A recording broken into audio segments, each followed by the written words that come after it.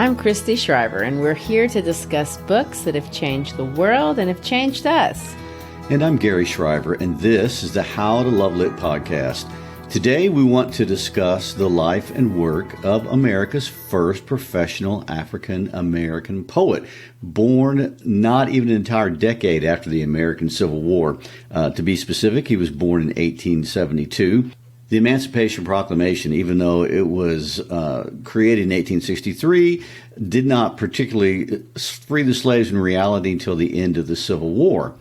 In 1865. He was born in Dayton, Ohio, to Matilda Dunbar. His name was Paul Laurence Dunbar. He would live only 33 years before dying of tuberculosis, but his influence was immediate and has endured well over 100 years, despite many obstacles, both literary and political. What's unusual about Dunbar in terms of his legacy, is that he has been honored and remembered in many different ways over the years. For example, it wasn't too long after his death that the Paul Dunbar Opera was formed in his honor. But switching gears, the first African-American hospital in Detroit in 1919 was named after him. That same year, a short movie was produced based on his life called The Scapegoat.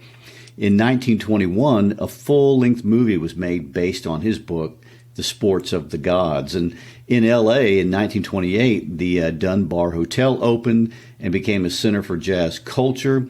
His childhood home in Dayton was preserved and became open to the public in 1938. And it is, by the way, the first official public monument honoring an African-American to ever be created. During World War II, the United States Navy commissioned a ship, the SS Paul Laurence Dunbar. John D. Rockefeller founded the Dunbar Bank to help upwardly mobile African Americans in New York City, help them get mortgages for homes. His name has been used all over this country to name elementary schools, middle schools, high schools. And in 1942, a trade school in Chicago took his name. In 1975, he was the first African-American writer to appear on a U.S. postage stamp. That is a lot of stuff. I know. So if you haven't gotten a picture, Paul Laurence Dunbar has made a name for himself decade after decade during many eras that did not elevate many African-Americans. He was a celebrity during his day and has maintained a very distinct place in American literature for over 100 years. Some of his most famous pieces, the ones we will discuss on the podcast today, are so famous most Americans have heard them referenced at least indirectly if they didn't know the name Paul Laurence Dunbar. His career inspired literally thousands of young men and women who have identified with the problems that he faced and discussed. Man, what a legacy. I know. And yet, on the other side, there are not many African-American writers that have been so controversial for so long, especially within their own community, within the African-American literary community. And there's a good reason for that. He's been accused, basically, to summarize it, of having two voices, or really not developing his own unique voice. He's been accused of code switching when he shouldn't. He's been accused of monetizing and perpetuating racial stereotypes. And yet at the same time, when Jackie Robinson famously testified before Congress in 1968, he complained, and let me quote him, "The magnificent poetry of Paul Laurence Dunbar was not being taught next to that of Longfellow in American schools." And of course, Robinson was completely right. It wasn't being taught, and it should be.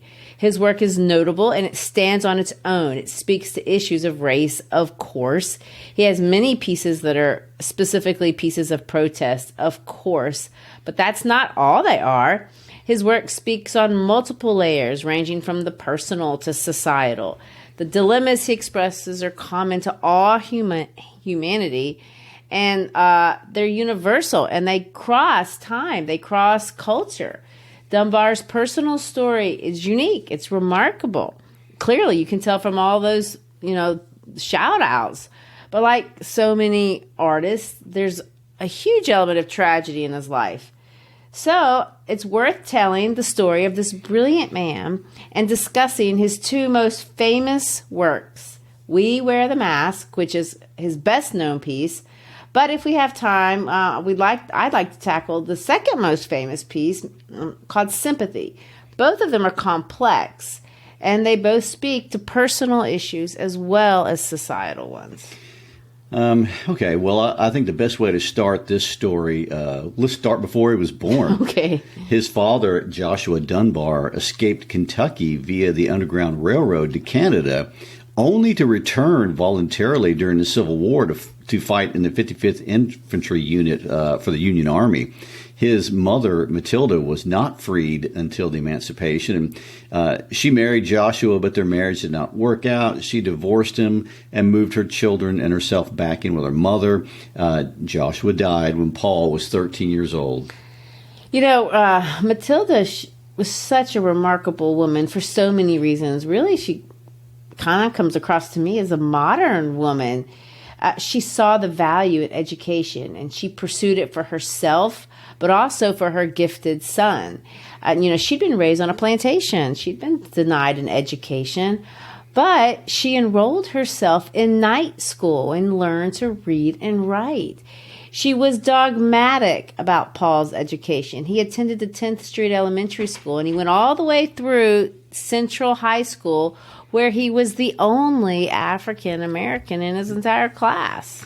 And one fun fact about that is that Orville Wright, one of the inventors of the airplane, now we have to qualify that. There are people in Brazil who think another guy invented the airplane, but we're going to go with Orville. Yes. Anyway, Orville Wright and he were good friends in high school, and they actually collaborated on several projects, two being newspapers that Dunbar edited. One was for the white community, and another was for the African American community. Well, and I think we need to mention, despite being the only African-American student in his class, he excelled. He was the top of the class. He was the editor of the school paper. He was the president of his class. He was on the debate team. He was a popular guy. He was literally everything you would want for a burgeoning scholar, with all the things that you would want to put on a high school resume. He aspired to law school. He wanted to be a journalist. And if his life circumstances had been any different than what they were, that would have been the obvious next step. But of course, his circumstances, neither racial or financial, were like his peers. And so those options weren't available to him. After high school, when his wealthy white friends went off to college, he stayed back. There was no money. He went looking for a writing job in Dayton, but there was not one available to him. In fact, no jobs for an educated African-American male were available to him. He took the only job anybody would offer him, and that was the job of being an elevator operator. There's a real sense to me that this is his most impressive moment in life because it's a moment of choice. I cannot even imagine. I don't know any of us could imagine how discouraging reality would have been in that situation. I mean, there's no role models. He's literally the first generation of freed African Americans. But what does that mean in this society that really is not equal? There's no place for equality. His novel, by the way, The Sports of the Gods, is exactly about this issue. I mean, we have no idea what he thought or who, if anyone, encouraged him, but we do know what he did in his free time during those years when he was working as a telephone operator, elevator operator. Instead of sulking into defeat and quitting, which, I might have been tempted to do, he made the most out of what I think would be one of the most mind-numbing jobs in the world. I would think so, too. And there are not many buildings left that require human elevator operators, but I remember as a kid in some older buildings. Yeah, I do too. I remember there was an elevator operator in the building where my dentist was when I was a kid, and I'd have to walk downtown. I lived in Belo Horizonte, and I'd go to this older building, and there'd be a man sitting on a stool pushing buttons and operating the open and closed door handle. I remember thinking more than once, this has got to be the worst job. I mean, you never see the sun. You sit inside of the old building going up and down in a silver tiny box. I mean, that's what he did. Except while he was in that little box, he honed a craft. He paid attention to the different accents from visitors around the country. He listened to different political opinions. He's invisible in there. He could hear the different slang phrases, different philosophies. He also read. He read a vast amount of writers. In his spare time, he wrote. About a year into this, he gets a break. One of his high school teachers recommended him to speak at the Western Association of Writers. There was a meeting that year in Dayton, and it was his opportunity, and he was ready. When he got up to speak, he impressed the crowd so much about his speech and his poetry that comments about his speech came out in the newspapers. This encouraged him, so he decided, okay, I'm going to self-publish a book of poetry, which I can't even imagine a first-generation African-American doing. He had to come up with $125, which he did, and he sold his work for $1 a copy. Now, that sounds expensive to me. Gary, is that a lot of money back then? Well, if you want to adjust for inflation, that was not cheap. Yeah, that's what I was thinking. But you know what? He sold out. His book sold out. And he got on the radar of various civil rights leaders of his day, including the great Frederick Douglass, who offered Dunbar a job to work in the Haitian Pavilion at the World's Columbian Exhibit in Chicago. Now, this is where things get a little controversial. And from there, his career takes off. He gets identified by a big-time editor and influencer. But I think we need to explain the way that Dunbar wrote, because he wrote in 3 different styles. There's some pieces that he writes in this very high, almost Britishy style. He writes a Petrarchian sonnet about Frederick Douglass and those kinds of works that are very formal and very high level. Then he wrote a lot of works, the ones that we most recognize today, in standard English.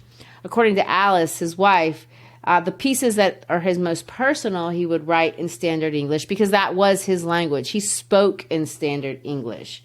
But there are other pieces that he writes or that he wrote in African American dialect as spoken by his parents and their generation on those slave plantations of the South.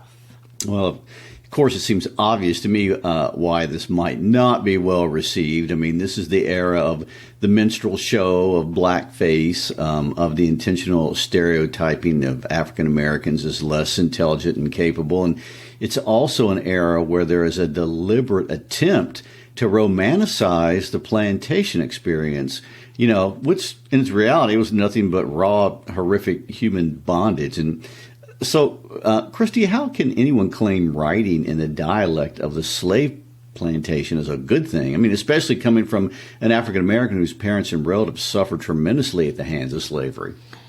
Well, and that pretty much is the controversy. But first of all, and I think it's obvious, even if you look at a small portion of his writing, but certainly if you look at his entire body of work, that Dunbar is very much committed to the welfare of African Americans. This is not in question. Neither is his pride of African American achievement. So that goes without saying. Many of his poems, in fact, even some of the poems that are in dialect, are serious, and they speak to the condition of slavery. He's making strong rhetorical comments. He does not minimize the slave experience in any way. African Americans, including Dunbar, not one generation after emancipation, are already fighting, Jim Crow laws. I know you know this better than me. And this process of disenfranchisement, the African American intellectual community was immediately on board with this. And he was 100% committed in demonstrating that African Americans were highly successful and highly literate. So if we take that as our first premise, I think there is another way to look at his dialect poems as something other than demeaning. I would argue there is a valid and, in fact, interesting perspective. Dunbar had studied, remember, he studied the use of dialect, not just in local peoples, but in written works, in the works of Robert Burns in Scotland. We've featured him on the podcast. W.B. Yeats was publishing poems in that traditional old Irish dialect. And there are regional writings in the U.S. that were publishing dialect close to him, specifically Indiana. So he had heard all kinds of dialects in those elevators. He had read a lot of work written in dialect, and he was using this folk model of dialect to express and preserve the culture, the language, the emotions, and the heart of the African Americans of his parents' generation. And it's important to me to think about the fact that no one before or since has ever captured the voice of that generation quite this way, like Dunbar has done. It's really remarkable. The language of the African American slave was the language of a people who had been held in silent involuntary servitude for 90 years since the birth of the country. They'd never been heard, certainly not artistically. And he's giving them a literary voice, their voice, as they sounded, speaking from their point of view. And I know he'd never been a slave, but his parents had. And his father particularly had bitter and awful stories that he shared with his son. His mom, she did, and we can see this, had several happy memories of family and community life. But for the most part, obviously, she grew up in a house of bondage. This is their voice, not just his parents' voice, but the recorded stories of these people. So there's a way of seeing his work, not only as an ethical thing to do, but an honoring thing to do, especially if you have the skills to do it well. And he did.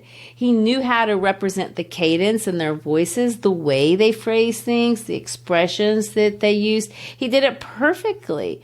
Now, unfortunately, I or you, we cannot effectively do justice to reading these dialect works on the podcast, or, we would try.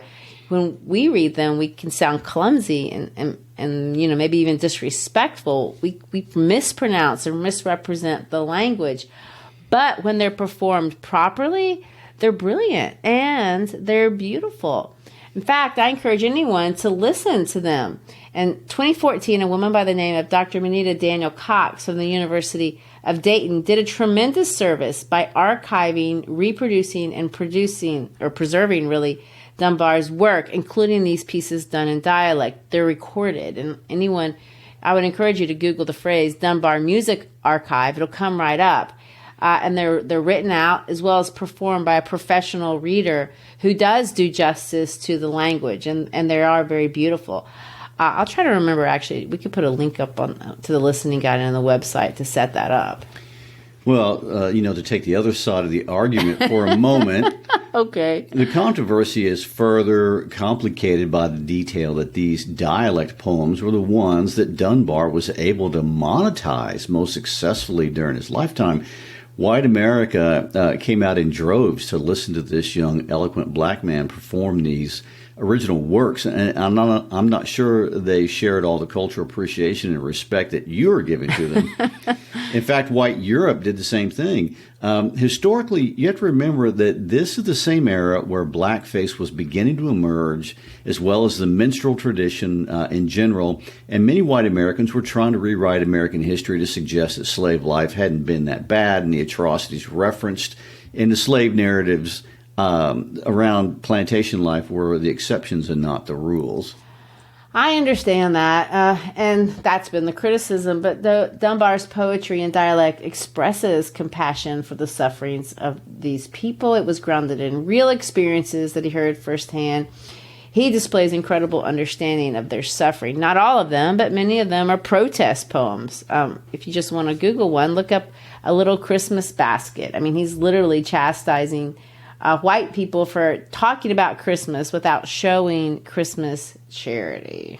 Well, the famous and influential African-American intellectual W.E.B. Du Bois talked about this challenge of the African-American artist specifically. He called it the duality of black life, a double consciousness of two cultures, one black and one white existing within a single African-American body, and something that must be integrated constructively for an African-American writer to be successful. Yeah, we see that through all the African-American writers. Some of them lean more one direction, speaking heavily to one side of their heritage. Others lean to the other. But the criticism of Dunbar is that he's trying to have it both ways. He literally wrote in both styles. So half of his writing is in this high art style that looks very European, or at least in standard English. But then over 50%, the ones that he's performing are tales from plantation life. And I might add, a life that wasn't his. Well, although he did not live that plantation experience himself, he definitely experienced discrimination and racial barriers. And as we get closer to those celebrated Harlem Renaissance writers, the consensus of the African American intellectual and artistic community was that this dialect thing was not the language of liberation, not the language of civil rights that was going to bring true equality to the average African American citizen. Well, of course, I completely agree. And, had Dunbar lived past the age of 33, who knows how he would have weighed in on this argument or how his career would have even developed over the years. Alice Dunbar, his wife, after his death, said that his personal poems that were not written in dialect, and by the way, those are the ones that are the most anthologized and are famous, are, some of the most special ones. And they're the ones that we're going to talk about. And I also want to talk about his marriage to Alice if we have time. Okay, that sounds like a plan. So let's start. Let's read, which is likely his most famous poem, titled, "We Wear the Mask." We wear the mask that grins and lies, that hides our cheeks and shades our eyes. This debt we pay to human guile, with torn and bleeding hearts we smile, and mouth with myriad subtleties.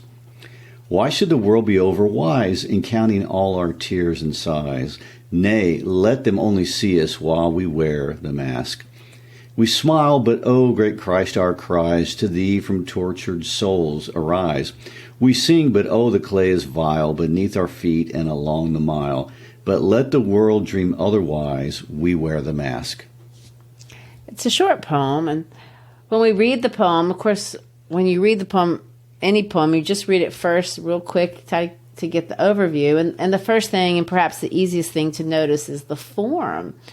Sometimes it's hard to visualize all the images, and meanings can be tricky. There could be irony, but the form is easy to see. And so when we look at this one, we notice that it's in a very fixed rhyme scheme. A, B, B, A. That means there's two rhymes, the A rhyme and the B rhyme. A, B, B, and then there's this refrain. A, B, B, A, R. So it's very simple.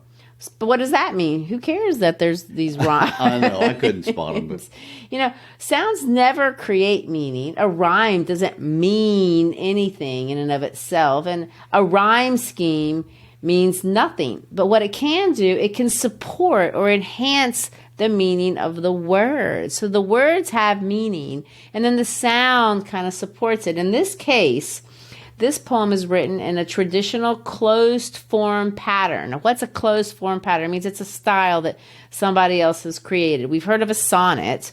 Sonnet is 14 lines of rhyming iambic pentameter. Well, this is a different form. It's called a rondo. It's traditionally French.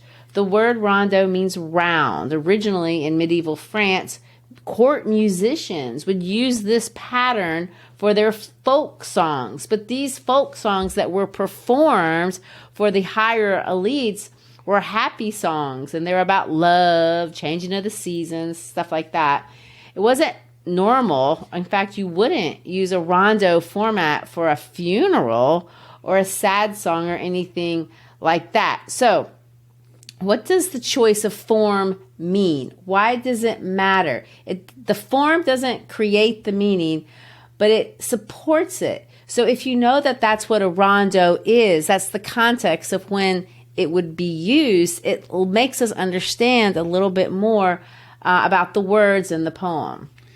Well, the idea of masks is something we are really more familiar with than probably any other generation. So true. Many of us are still grimacing a little when we hear the word mask, and it conjures some scary images of frightened people huddling in lines at grocery stores, scrounging for toilet paper, that was unavailable on the shelves. And during the 2021 school year, like most everyone around the world, we wore masks in our school, and we went back to in-person instruction. I'll never forget the year after we wore masks. I had students come into my class that I had taught for the entire previous year, and I didn't recognize them. They'd say, "Hello, Mr. Shriver," and I'd ask them who they were, and they would say, "I had you last year," and I'd have to apologize, and they just didn't look the same without their masks. Well, of course, I had the same thing happen, and which is an interesting thing to think about when you think about the first stanza. So having that in mind, knowing what we know about the form, having this image of what a mask is, let's listen to the words again. We wear the mask that grins and lies. It hides our cheeks and shades our eyes. You know, I taught this poem in class this morning, as a way to illustrate what I was talking about. I took one of our old surgical COVID masks and I painted a grin on it with a Sharpie. I should take a picture and post it. But I think you can understand the image. The grin is drawn on the mask.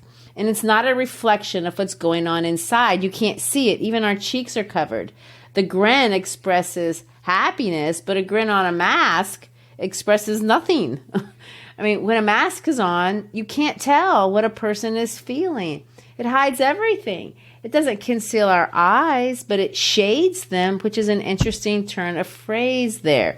This debt we pay to human guile, with torn and bleeding hearts we smile, and mouth with myriad subtleties. You know, the word guile, it's an archaic word. We don't use that word anymore. It means deception. Should we bring it back? Well, you know, I have a memory of it. When I was a little girl, my mom would make me memorize Bible verses, and one of the very first verses I ever learned was out of the book of Psalms. And it says, "Keep thy tongue from evil and thy lips from speaking guile," meaning, you know, don't deceive others with your words, because guile means to deceive. But here, unlike, you know, the biblical text, Dunbar is saying, but we have to deceive. We have to wear a mask to function in society. He's not blaming anyone really for deception, but he's saying we're forced to do it. Our heart is torn and bleeding, but we smile. What about that last line, and mouth with myriad subtleties? What does that mean? And you also said the rhyme scheme was AABBA, but the word subtleties doesn't rhyme with lies and eyes. Good question and good observation. Remember, again, sound never creates meaning, but sound effects support meaning, and that's a great example. Subtleties. If you look at how it's spelled, it almost looks like it should rhyme with lies. So you could say subtle ties, you know, but it doesn't. It only half fits. It's a forced fit. You can make it fit, but it's uncomfortable. Again, supporting the idea of how it feels to live in this masked condition. What he wants to mean with these words, you have to force ourselves to fit in this behavior.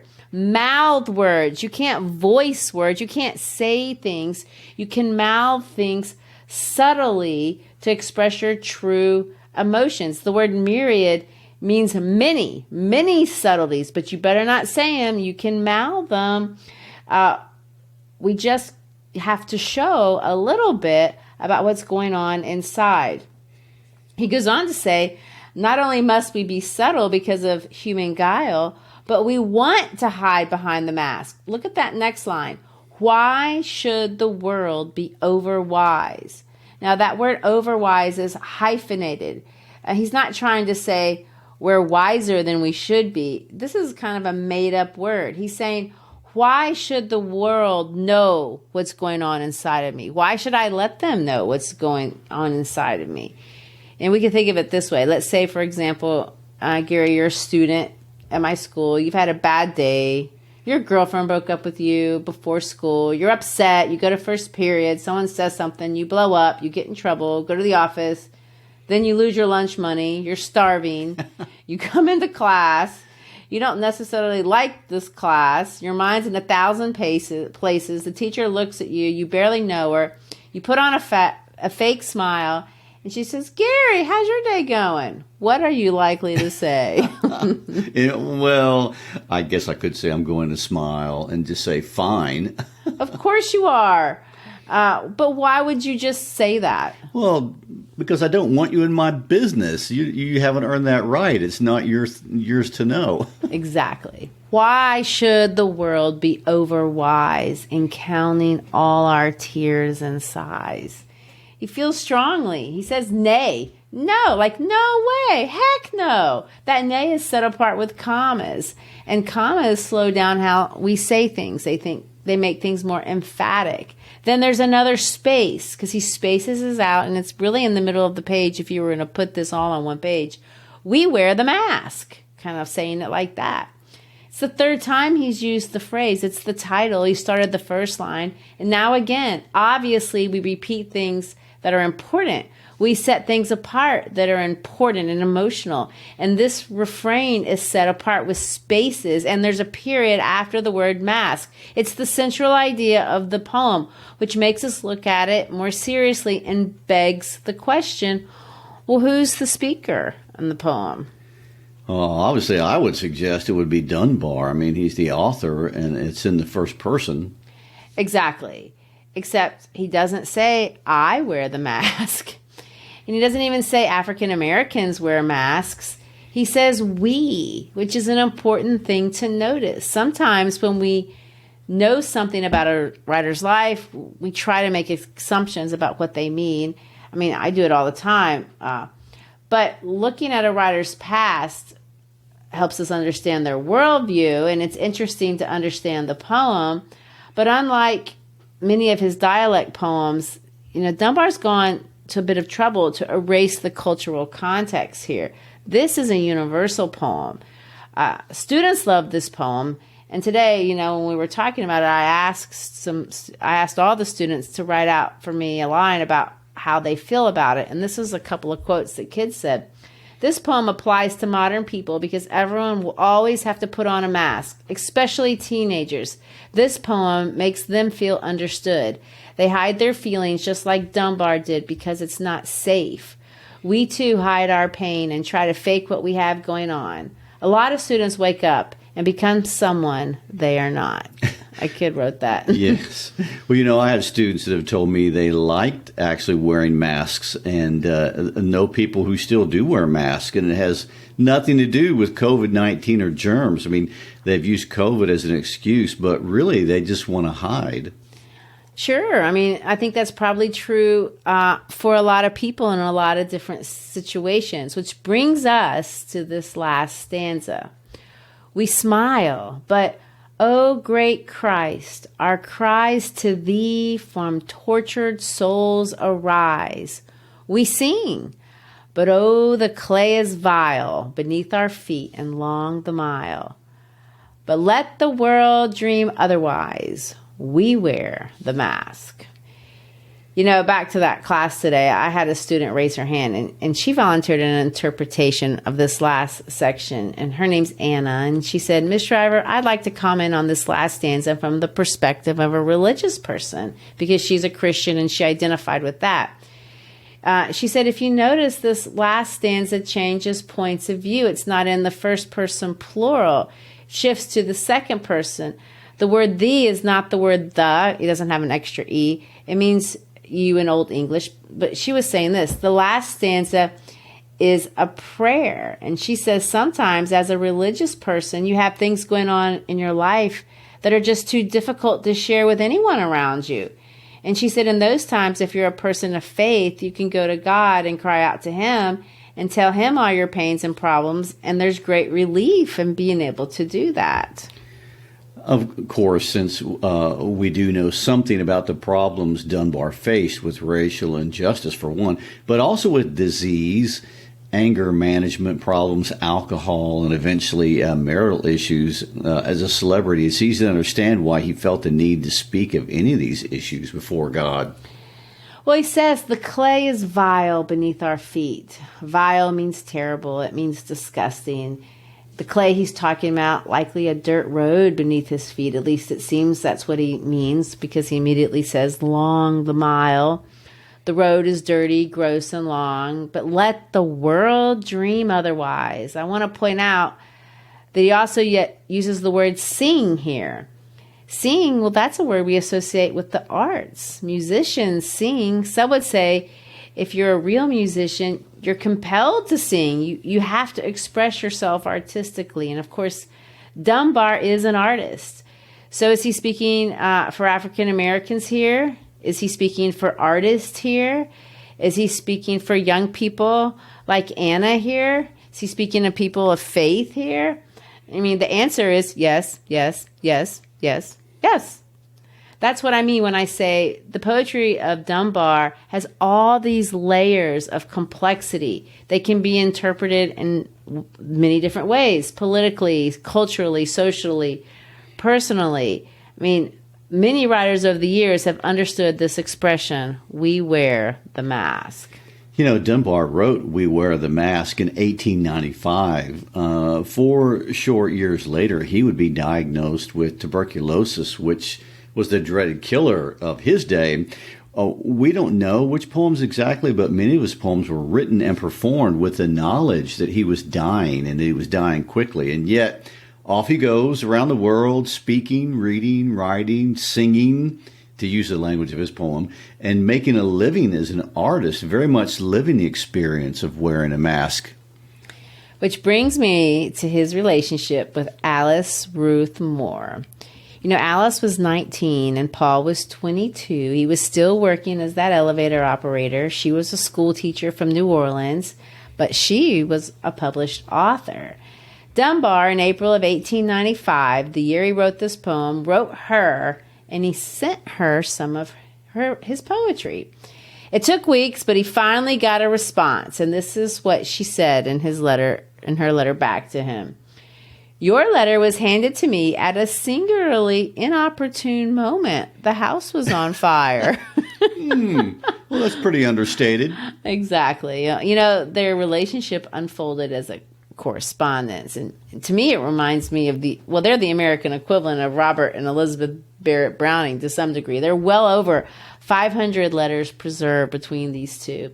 They wrote for over 2 years before ever meeting in person. And at one point, Paul breaks down. I love you and have loved you since the first time that I saw your picture and read your story. You were the sudden realization of an ideal. That's a great line. I know. In 1897, 2 years after they'd started writing, they have a chance to meet. Alice's family's moved to New Orleans. She's moved from New Orleans to Boston. It's February. And Dunbar is having a farewell party in New York City because he's on his way to England where he will be performing his work. Alice ran off from home and showed up at this party. Dunbar, at the party, proposed. Oh, my. And she said yes. And on that boat to Europe, he writes his mom to tell her about it. He says this.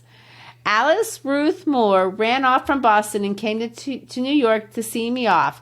Now, don't laugh, but Alice and I are engaged. You know this is what I have longed for. When Dunbar got back from Europe, he was offered a job to work at the Library of Congress in Washington, D.C. That's an upgrade from the elevator days, where he lived with his mother. At this point, he's famous, but he's heavily in debt, so, his wealth is not secure, but he and Alice want to get married. She also has school loans. She's being sued. But more importantly than that, her family does not like the idea. They do not approve of this marriage. Alice's mom, this cracks me up, wrote her future son-in-law, and she said this, you are a perfect stranger to us. I think both of you should think this thing's over again more seriously. I can see myself writing that, which of course they did not. They eloped, and Alice moved in with Paul and his mother. Sometimes that kind of thing doesn't work so well. No, and this would be an example of when it did not. Alice would say later to one of Dunbar's biographers that there just wasn't room for two Mrs. Dunbars, and Matilda resented her. Their marriage was never good, to the point where we see Dunbar moved out, and to use his words, he had to put on his mask.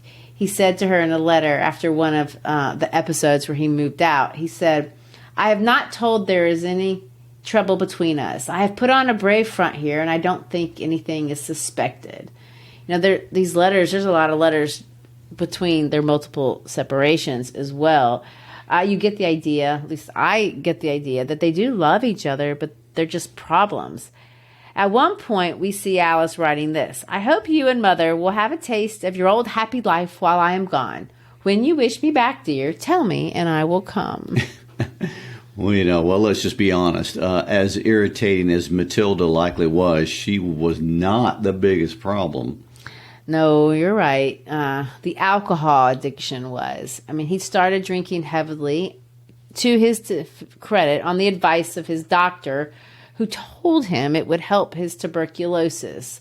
Obviously, people out there, that is bad advice. Don't do that.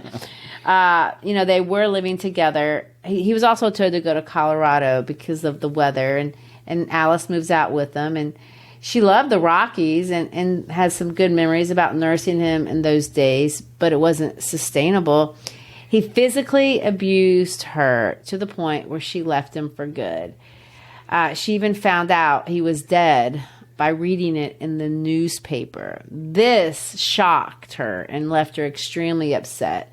They were never divorced. They were just separated. She had asked to be kept informed. Which brings me to the last poem we have time to read today. It's another very famous poem that's worth our attention, called Sympathy.